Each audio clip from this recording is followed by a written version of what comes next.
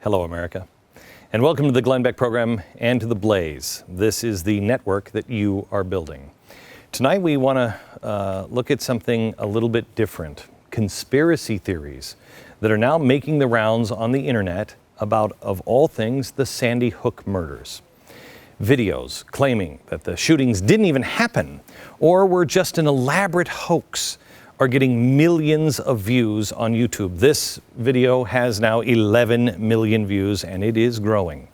The other viral videos claim the shootings did happen, but they were carried out by the United States government. I want to make something very clear. Our government uses emergencies. Never let a good emergency go to waste. They don't blow up levees. They don't blow up the World Trade Center. They didn't shoot children. Now, here's why this is really important to debunk these, because I don't think there's very many people in my audience, I hope there's nobody, I don't think there's very many people in my audience that is a conspiracy theorist that believes that these children were all made up. But it's important to debunk them, for starters, because they're despicable. I can't even imagine the wounds and emotions these ridiculous accusations are causing to the families. But I also believe that it is important and a duty of all of us as citizens to debunk it, because we must know and stand for the truth. These guys will make us doubt absolutely everything. And I don't know about you, but I already doubt enough. I have to know what's true and what isn't. We have detached as a society from the truth about ourselves, the truth about our families, the truth about our country, the truth about our debt, personal and national, all of it. We don't know what's real anymore. We don't trust the news departments anymore. We don't know who to trust. We don't trust anybody. And when that happens, your nation is over. Our country now believes we have more respect for cockroaches than Congress.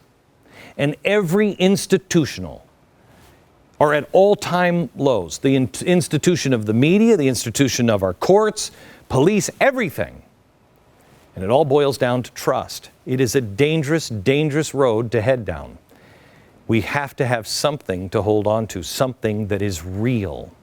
The Blaze was named The Blaze because I believe fire purifies everything. In the Bible, God uses fire to purify. If you're trying to purify gold, you use fire. The blaze of the truth. And the only thing that's left standing is the truth. So let's purify a few things today. We posted a clip of a TV film industry veteran who debunked the moonshot. And it kind of came out of the blue for many of our Blaze readers. And I thought this was really important. His name is S.G. Collins. He's a writer and director of post-war media based in Amsterdam. I don't know this guy's political views. The way he uses language makes me think that he maybe is liberal, but I don't know. I don't care. He's telling the truth. And he uses film terminology and mathematics to show that it would have been impossible, not virtually impossible, impossible to fake the moon landing. Now, you and I go, yeah, we went to the moon and you're an idiot if you don't think, but this is a growing number of Americans and people on the planet that say we never went to the moon. I'm not going to show you the whole video. It's up on the Blaze, but here's what's important, is the very last part of this. It's why we're doing the show today, because it's not just about the moon. But listen to what he says about the moon conspiracy theories. Once you're forced to hypothesize whole new technologies to keep your conspiracy possible, then you've stepped over into the realm of magic. It demands a deep and abiding faith in things you can never know. It's like you need to cling to your belief system with all your might against the overwhelming evidence of your own rational mind, and some people do. What's dangerous about that is that it blinds you to the real conspiracies that authorities are perpetrating on you right now. As we speak. Things that are a lot more important than whether some guys went to the moon. I'm not America, but if I were, I would much rather have you be questioning Apollo 11 and not questioning the Patriot Act, the Iraq War, the financial industry bailouts, and the right to indefinite military detention without charge. Those things are real. Those things are real. And that's why these things are so dangerous. Because we are sitting here and we have people telling you that the government did this. The explanation of Sandy Hook is so logical, but they're saying, no, it's not. We can tell you right now that Eric Holder wanted a crisis to take guns away. He wanted it. We have him in speeches. We have him on tape saying these things. And he did run guns to drug dealers just so he could track them. And then he could show the crisis. Now, if you're in the administration, if you're in the federal government, wouldn't you rather have all of us focus on crazy Sandy Hook shooting theories rather than Fast and Furious, which is absolutely true and provable, or Benghazi, which absolutely is true and provable? Add to this one other thing, Cass Sunstein.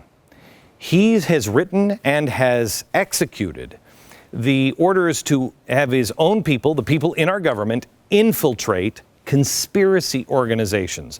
I can guarantee you that somebody who at least respects Cass Sunstein has been snooping around the 9/12 Project and the Tea Party, as well as Occupy Wall Street and everything else. Any place where you have some lunatic fringe that they can say, wait a minute, these outliers over here in this group, I can help them. That is a plan to encourage the conspiracy theories, to get your eyes off the ball, but also to discredit all of the other people who that person who believes in that conspiracy might be with.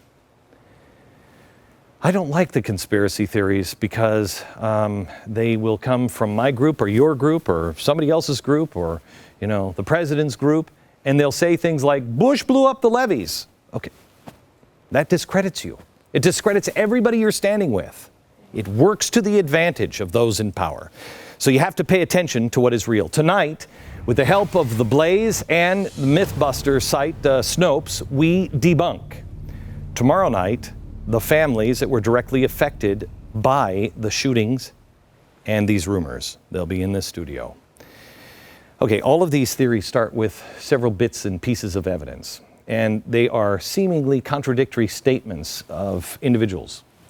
Many of these pieces of evidence are true if you look at them just in an isolated incident or a very tightly edited group. I'll show you some video here in a minute that shows these people actually said this. But what's the full story here? See, that's the key. These things are being used in a way that is designed not to prove anything. How do you convict somebody of murder? You have to be beyond a shadow of a doubt, reasonable doubt. And that's all these things are designed to do, to cause you to doubt. Well, I don't know. They just want you to get on board with a possibility that people in this conspiracy are everywhere. The video claims that are being made right now, we'll start with this one, that the media has convinced you that there was only one shooter, even though evidence shows you there were more people involved. Wow, you hear that and you're like, really? What is it? Well, let me show you. Here's the evidence.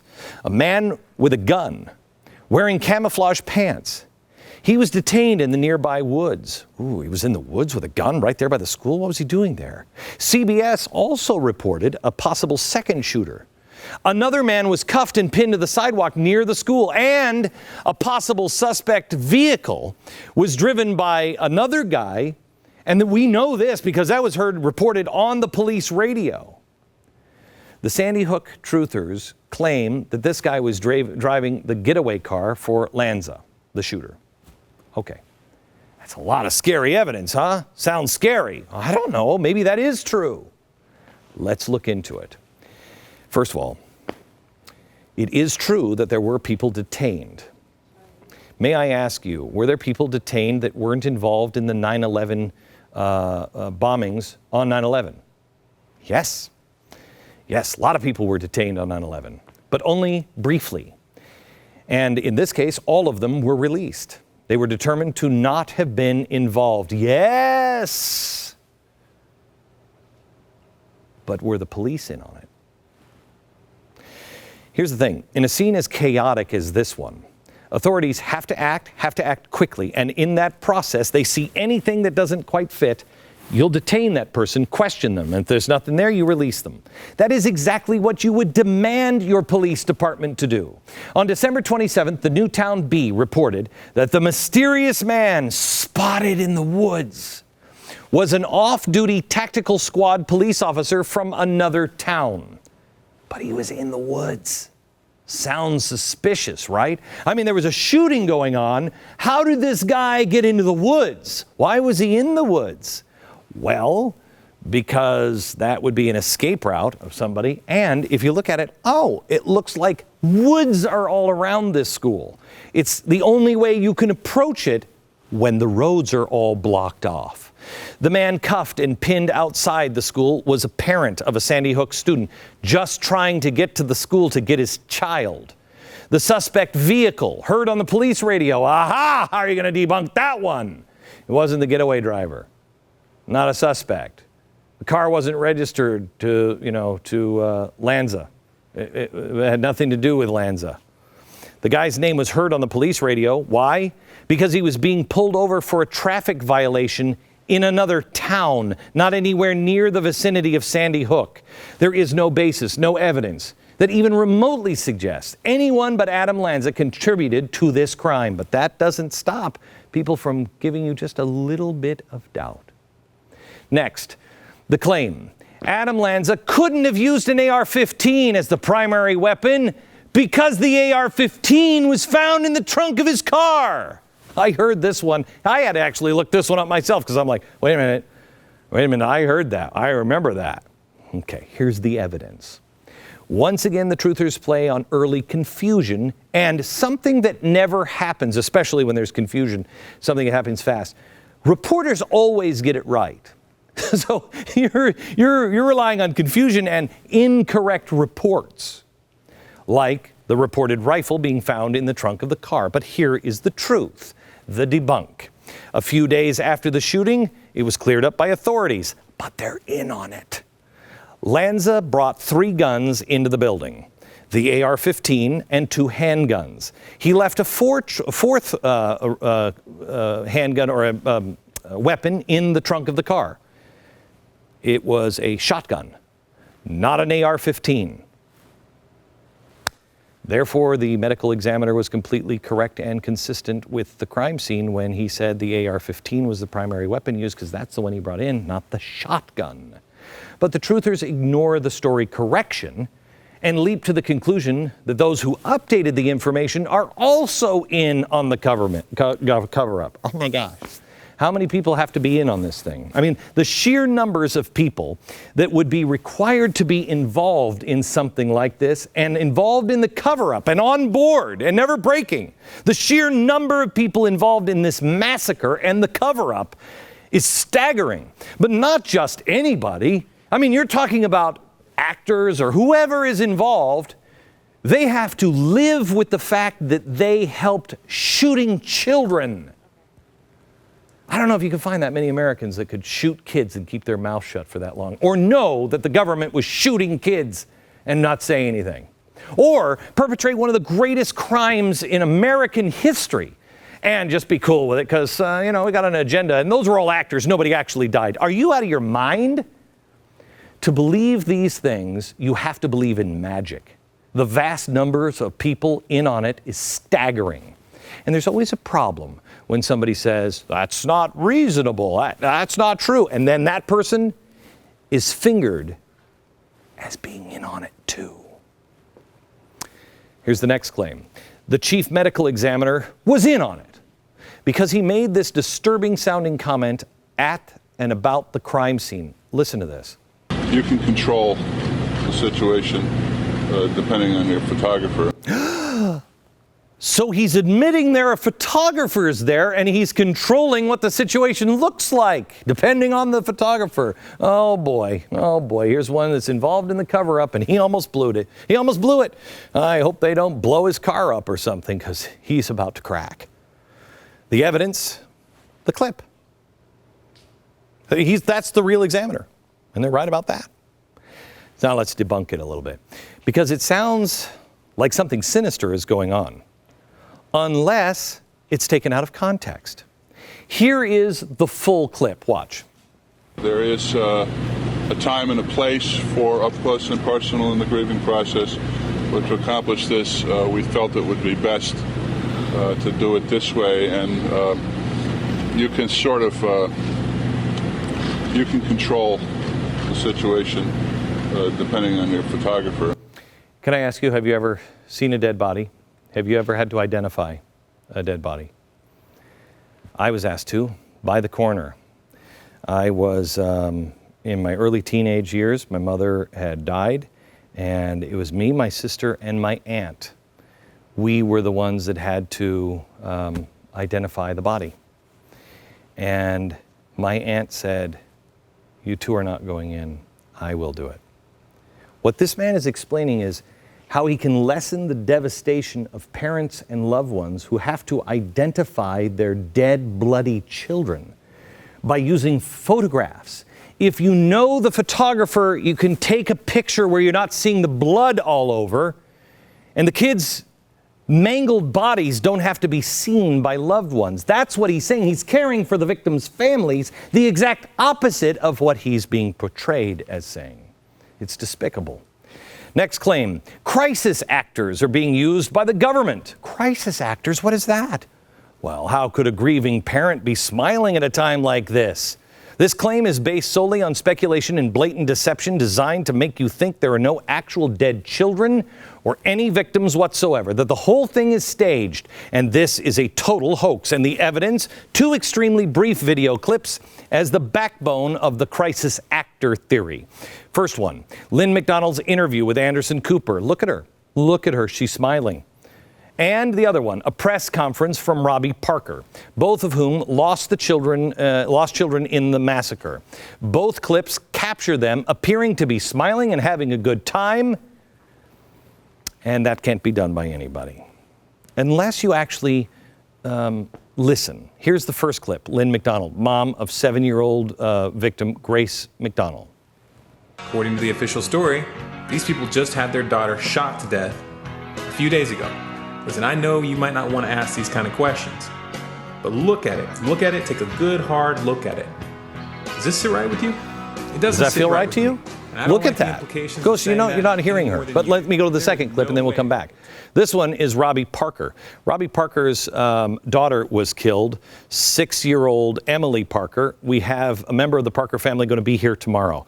Now, here's the dad about to give a press conference. Now watch, because he's about to walk up, and you'll see him. There's the family. There's the family there, and he's walking up, and he's talking to them, and he smiles. And then he gets up, right up to the podium, and now it'll say he's got to get into character. Here he is. He's acting. Now he's like, got it? Here is the debunk. During Lynn McConnell's clip, they conveniently muted her audio. All you have to do is listen to the unedited clip, and you'll understand why this grieving mom was smiling. Let's listen.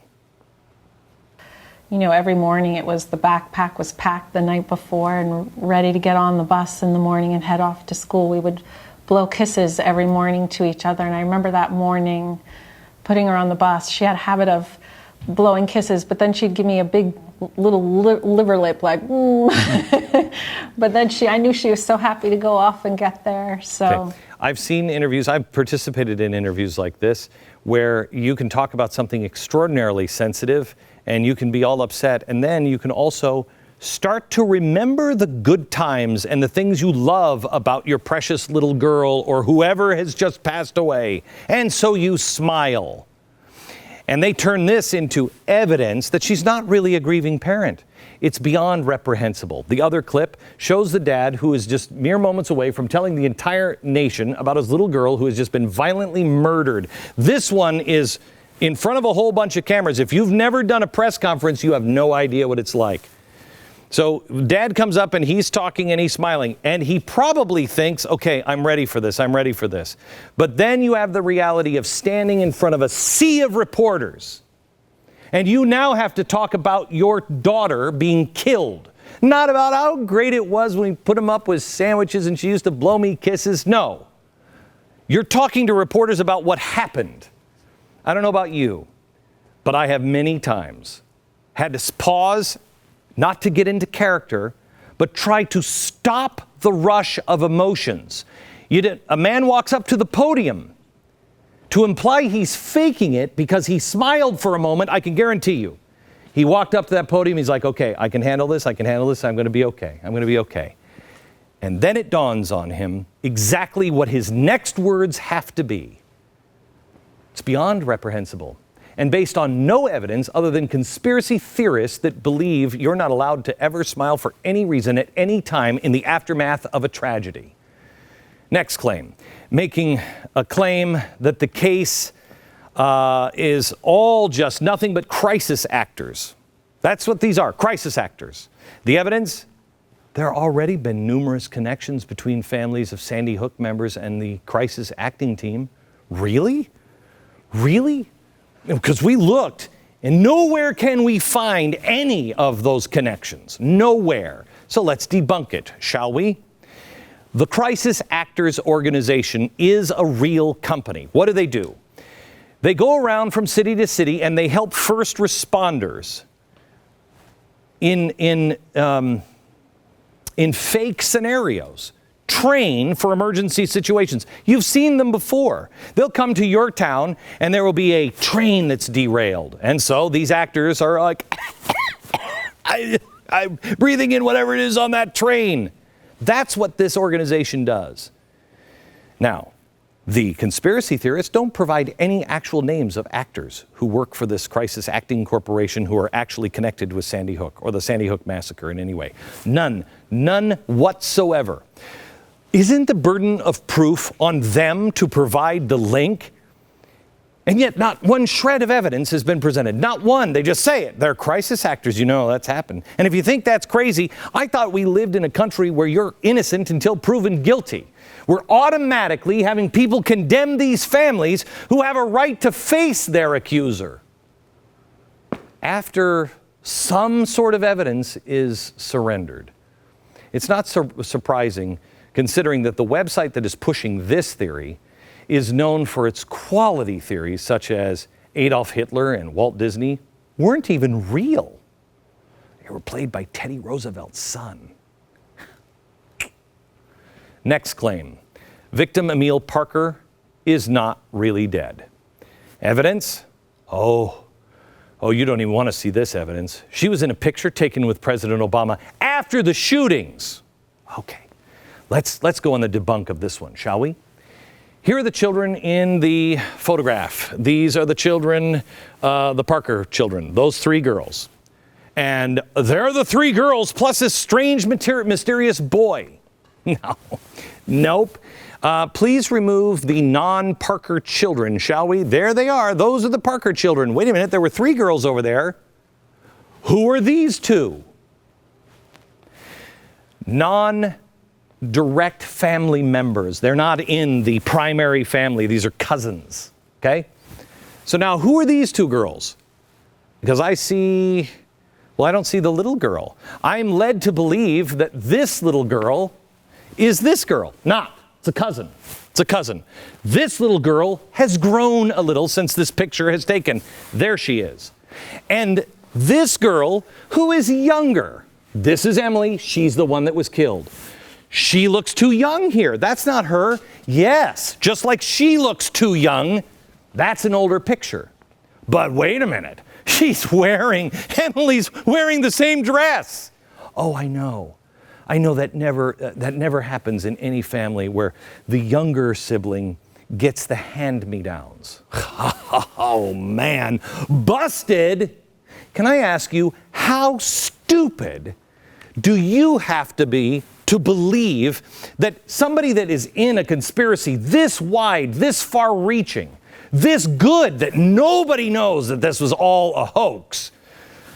How stupid do you have to believe these people are that they would dress their dead daughter up in the same clothes that there was a picture of her and send her to the president to meet while everybody's mourning? Are you kidding me? Magic. You might as well believe in magic. Some truthers have actually photoshopped Emily's face onto her sister's face to make the picture with Obama seem even more real. as if the family hasn't gone through enough already. The accusation that the dad was faking the press conference. Now the truthers are claiming that the little girl is alive and well. Well, where is she? Because there's only 2 of them there. Where is she? And if that is Emily, then what happened to the other girl? They brought her to meet the President of the United States. Wow. What have we turned into, and who are we listening to? More debunking and a couple of guests who have helped in this coming up. Stand by. Let's go to Pete in Newtown, Connecticut. Hello, Pete. Hi, Glenn. How are you guys doing? I'm good. How was your family affected by the shooting? Severely affected. I ran inside and I actually heard the end of his phone call, telling somebody, yes, that's what I've heard. There's a shooting at the school.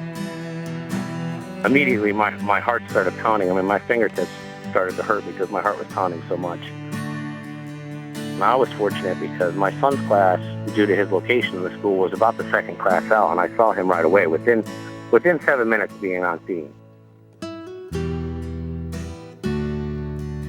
The farther away that it gets from the date that it happened, I would say the more my heart breaks, because I could not imagine each day that passes being that far away from my child.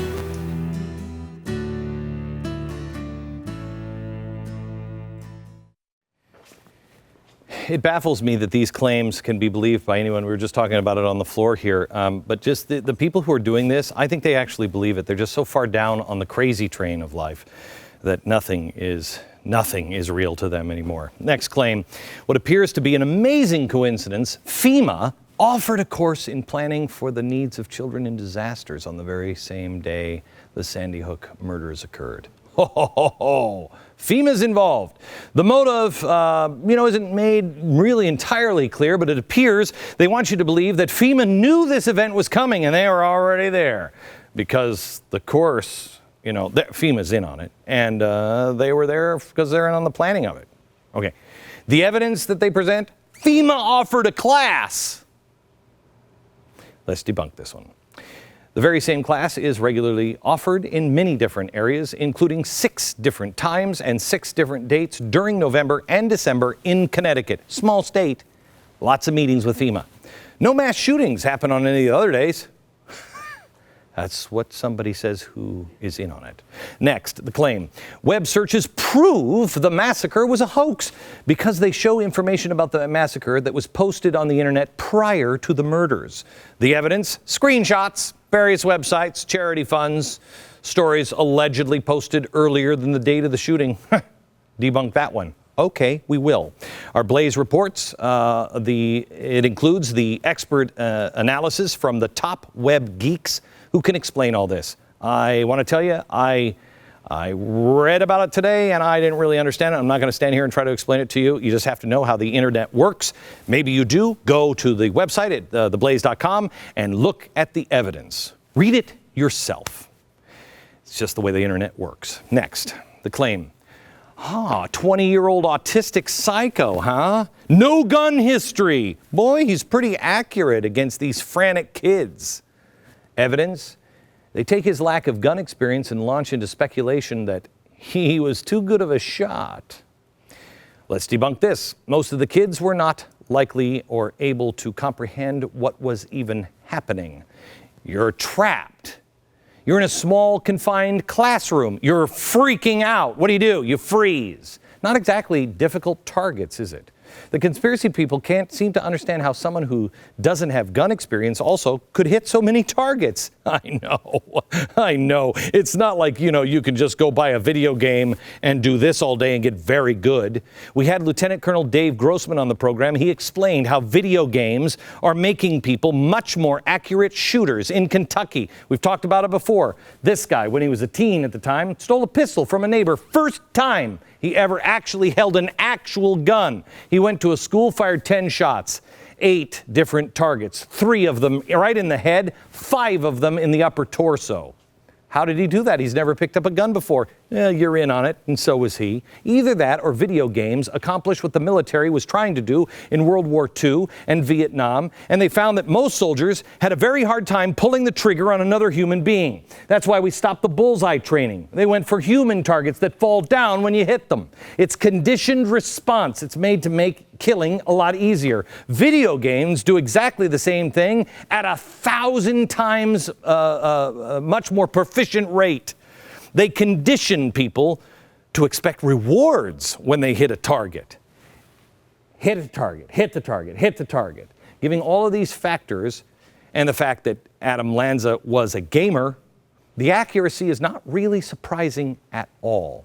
Next claim. A bus driver left 6 survivors to fend for themselves after dropping them off and leaving them at a nearby home. And the homeowner just happened to be a member of the Screen Actors Guild. And he didn't contact anybody about it. No parents, no teachers, no one. I'm not really sure exactly what this claim is supposed to prove. That the SAG guy was coaching the kids on how to act, I have no idea. But let's go into the evidence, shall we? 6 kids did take refuge at an almost 70-year-old man's house, 69 years old, name is Gene Rosen. His house, along with the bus driver. Here's the debunk. This Gene Rosen is not a member of the Screen Actors Guild. But this Gene Rosen is. He's 62, he's 69. Oh. By the way, this Gene Rosen, not a resident of Connecticut. However, the bus driver did drop the kids off and leave, and he stayed at the home. The kids knew their phone numbers, and they eventually made contact with their parents and reunited them with the children before going to take part in the head count of survivors. That's what the bus driver did. In other words, completely the opposite of what the conspiracy freaks claimed happened. But they did get, what are the odds that there's another Gene Rosen in the world? Next claim, Sandy Hook school nurse being Sally Cox interviewed about the shootings. She has to be an actor because she doesn't even exist. Evidence, search the Connecticut database for registered nurses. Shown only one name, named Sally Cox, listed as a registered nurse. What do you think that? Well, we could really do this. Her name, Sally Cox, can't be found because Sally is her nickname, you dopes. Her given name is Sarah Cox, the very same Sarah Cox who is indeed a registered nurse in Connecticut. Whoa! Back in a minute.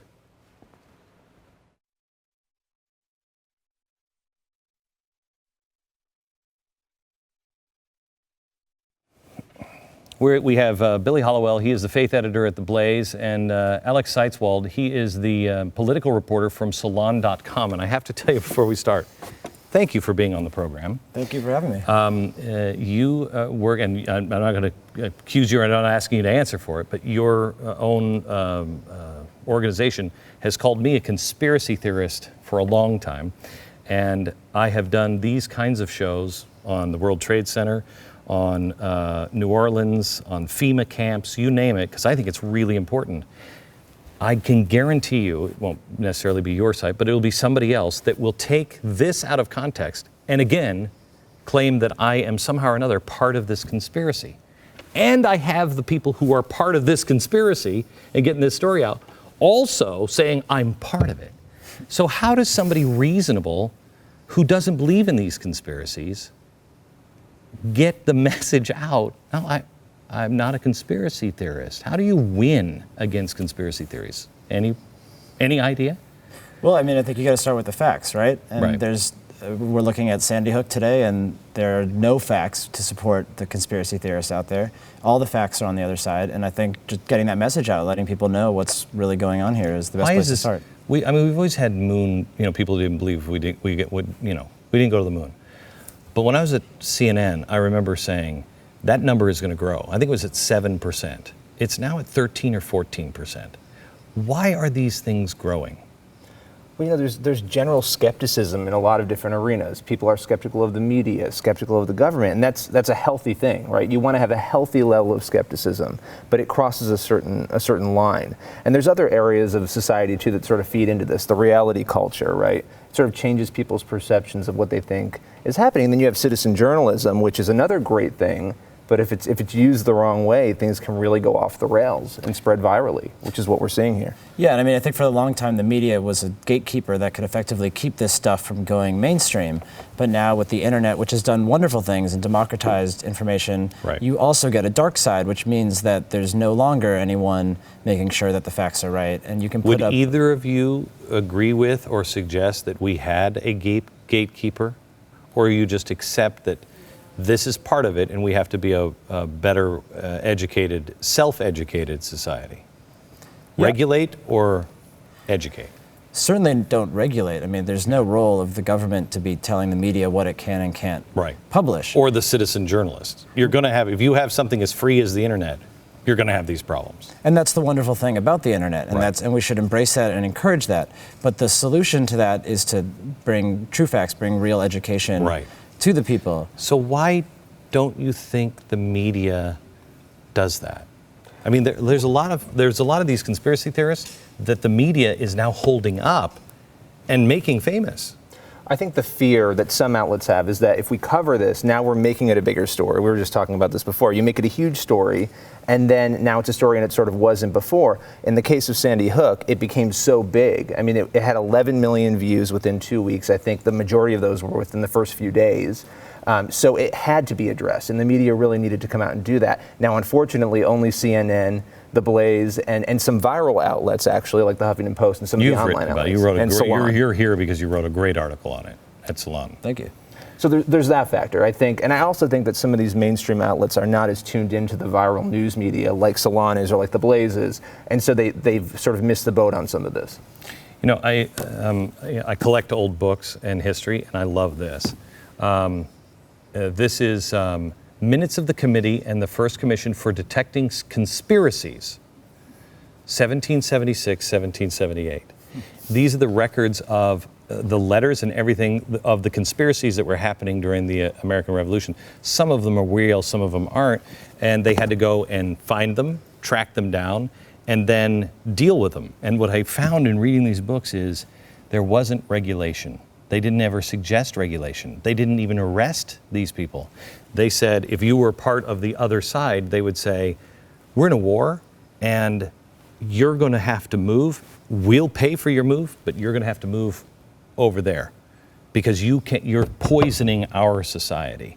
And it's a really interesting look at conspiracies that were happening back then, and also the way they dealt with them. They didn't kill them, they didn't jail them. They just said, okay, you're kind of really bad, and if you want to do that, you're going to have to do that over there, which I thought was a really interesting. It's education, right? I mean, you were saying, but it's education. You look at the internet, and things like Twitter spread negative things, but they also do great things for countries like Iran, where the people can actually have access to trying to tell their story of what's happening. So it's about education, and it's about the media stepping up, which they all have in this case, and fact-checking. Do any of these guys have anything in common that the conspiracy theorists, what do they have in common? Yeah, certainly. I mean, there's a healthy and long strain of conspiracy theory going back to the American Revolution in this country, and it's the one thing that unites all American conspiracy theories, or a lot of the big ones, is a fear of the government, a fear of centralized power. And that's a healthy thing, but it crosses into dangerous territory when it goes too far. And that's the same thing that we're seeing here. So a lot of these people... Wait, hang on just a second. Not when it goes too far, when it goes off the rails of any kind of reality. Right. It's one thing to say, you know what? They've got body bags. FEMA's got body bags everywhere. Well, of course FEMA has some body bags. They're the Federal Emergency Response. Of course they have body bags. And then they just start going down that, they build falsehood after falsehood. But at some point, like we played at the beginning of the show, that guy who's debunking the moon, you have to then begin to believe in magic. Right. At some point, it goes into not even possible. No logic is being used here. No evidence is being used. Well, I think a lot of these people are looking for conspiracies before they exist. So, whether if you're starting with Waco and Ruby Ridge and the Oklahoma City bombing, 9/11, all of these things could be seen as a kind of, government false flag attack to seize power. And Sandy Hook is just the latest line of that. So these people are already looking for something to pin the blame on, and that's where the magic belief Okay, I want to pick it up right there when we come back. Hang on.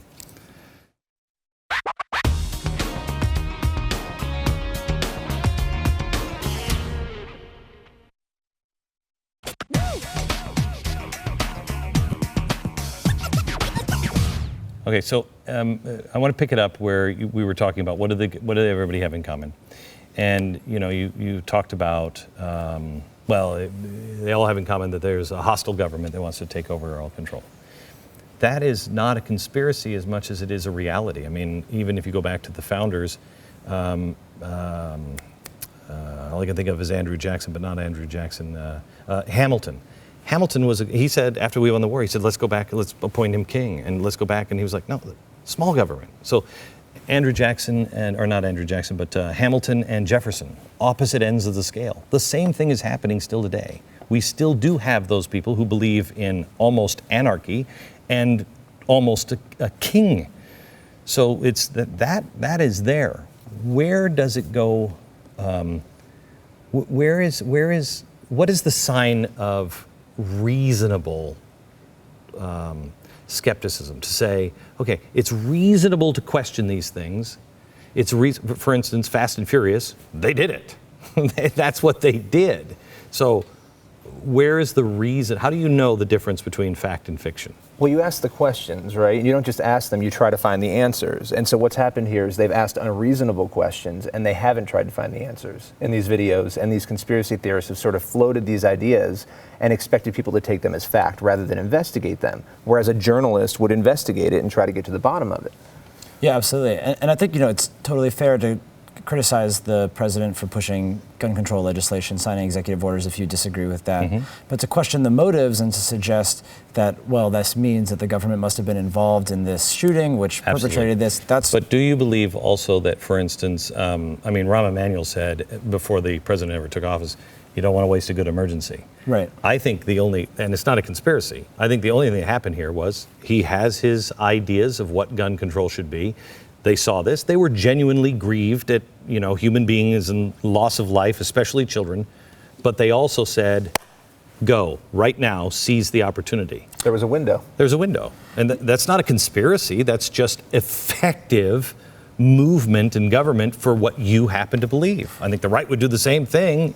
Given the right set of circumstances, the fiscal cliff, the right would say, great, move now, cut the size of government. It's not a conspiracy. Yeah, I looked up the origin of that quote, and he may have been cribbing it from the first time it was ever used, according to the Yale Book of Quotations, was a doctor in 1976 who used it to talk about if your patient has a health crisis, use that crisis to talk about how they can live a healthier life.